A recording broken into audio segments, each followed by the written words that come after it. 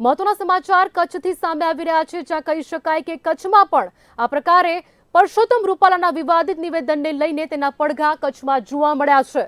મહત્વના સમાચાર કે જ્યાં અબડાસાના મોથાળા ગામે પ્રચાર દરમિયાન વિરોધ કરાયો છે।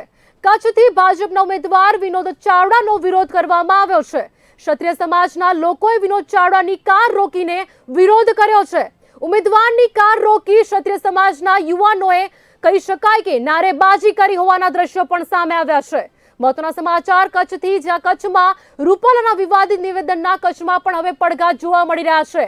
અબડાસાના મોથાળા ગામે પ્રચાર દરમિયાન વિરોધ પ્રદર્શન જોવા મળ્યો।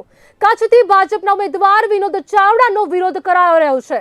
મહત્વના સમાચાર કે જ્યાં ક્ષત્રિય સમાજના લોકોએ વિનોદ ચાવડાની કાર રોકીને આ પ્રકારે વિરોધ કર્યો છે।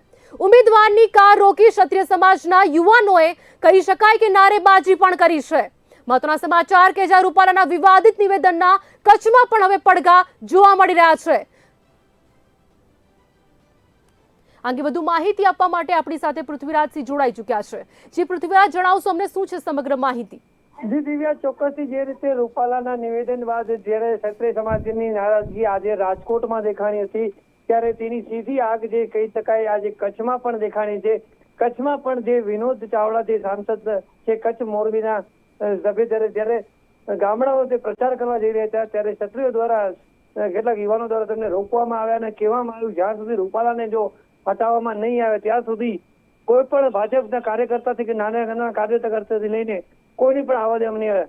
મહત્વની વાત એ છે કે તેમાં પ્રદ્યુમનસિંહ જાડેજા જે અબડાસાના ધારાસભ્ય હતા એમનો પણ સામે વિરોધ કરવો પડ્યો, સામનો કરવો પડ્યો। એમને સમજાવવા છતાં પણ યુવાને ચોખ્ખા શબ્દમાં કીધું કે જ્યાં સુધી રૂપાલાને હટાવવામાં નહીં આવે ત્યાં સુધી કોઈ પણ ભાજપના કાર્યકર્તા, નાના કાર્યકર્તાને પણ ગામડાઓમાં પ્રચાર કરવા દેવામાં નહીં આવે। જી દિવ્યા। જી બિલકુલ પૃથ્વીરાજ, આપણે જણાવશો કે ક્ષત્રિય સમાજના લોકોએ વિનોદ ચાવડાની કાર રોકીને વિરોધ કર્યો છે, શું કહેશો તે અંગે?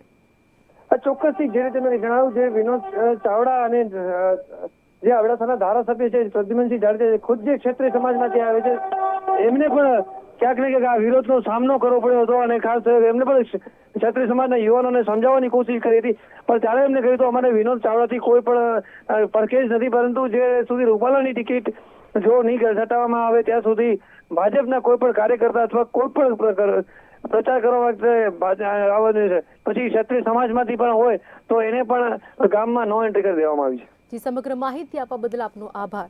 મહત્વના સમાચાર કે જ્યાં રૂપાલાના વિવાદિત નિવેદનના કચ્છમાં પણ હવે પડઘા જોવા મળ્યા છે। અબડાસાના મોથાળા ગામે પ્રચાર દરમિયાન કહી શકાય કે વિરોધ કરવામાં આવ્યો છે। કચ્છથી ભાજપના ઉમેદવાર વિનોદ ચાવડાનો તેમાં વિરોધ કરવામાં આવી રહ્યો છે।